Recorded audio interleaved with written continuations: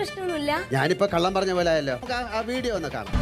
അക്ബർക്കടെ എനിക്ക് ഇഷ്ടമല്ല ഉണ്ടായിട്ടുണ്ടായിരുന്നു. അതിനുശേഷം എന്റെ അടുത്ത് അധികം മിണ്ടാറില്ല. എന്നെ നോക്കുന്നതൊക്കെ ഒരു ദേഷ്യം എനിക്ക് ഇഷ്ടമല്ല. വേറെ മോശമായിട്ടൊന്നും അങ്ങനെ നോക്കി. അക്ബർ ഏത് തരത്തിൽ നോക്കണമെന്ന് നിങ്ങൾ പറഞ്ഞാൽ പുള്ളി ആ തരത്തിൽ നോക്കും.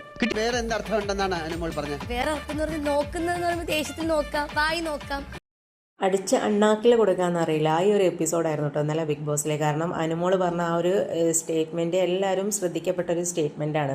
അക്ബറിൻ്റെ നോട്ടം ശരിയില്ല എന്ന് പറയുന്നത്. ഒരു നോട്ടം നമ്മൾ ശരിയില്ല എന്ന് പറയുമ്പോൾ അതൊരു മോശമായ രീതിയിൽ നോക്കുമ്പോഴാണ് നമ്മൾ നോട്ടം ശരിയില്ല എന്ന് പറയുന്നത്. അല്ലാതെ അയാൾ ദേഷ്യത്തോടെ പിന്നെ സ്നേഹത്തോടൊക്കെ നോക്കുമ്പോൾ നമ്മൾ ഒരിക്കലും നോട്ടം ശരിയില്ല എന്ന് പറയില്ല.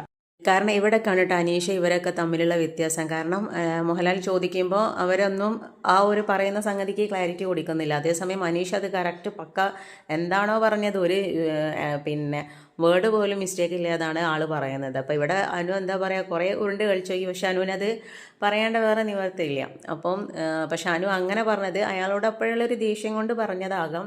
പക്ഷെ എന്നാലും അപ്പുറം നിൽക്കുന്ന ആളുടെ ഇതും നമ്മൾ നോക്കണം. അയാൾ മാരീഡാണ്, ഒരു കുട്ടിയുണ്ട്. അപ്പോൾ എന്തായാലും പിന്നാന്നുണ്ടെങ്കിൽ ഇത്രയും ആൾക്കാർ കാണുന്ന ഒരു പരിപാടി. അപ്പോൾ അവർ അത്രയും അവിടെ ഇടപഴകുമ്പോൾ ആൾക്കാർ വിചാരിക്കും അത് ശരി തന്നെയാണ് എന്നുള്ളത്. കാരണം അയാളുടെ നോട്ടം ശരിയില്ല എന്ന് അനുമോൾ പറഞ്ഞത് കറക്റ്റ് ആയിരിക്കും എന്നാണ് വിചാരിക്കുക. അപ്പോൾ അത് അയാളുടെ ഫാമിലി ലൈഫിനെയൊക്കെ ബാധിക്കാൻ ചാൻസ് ഉണ്ട്.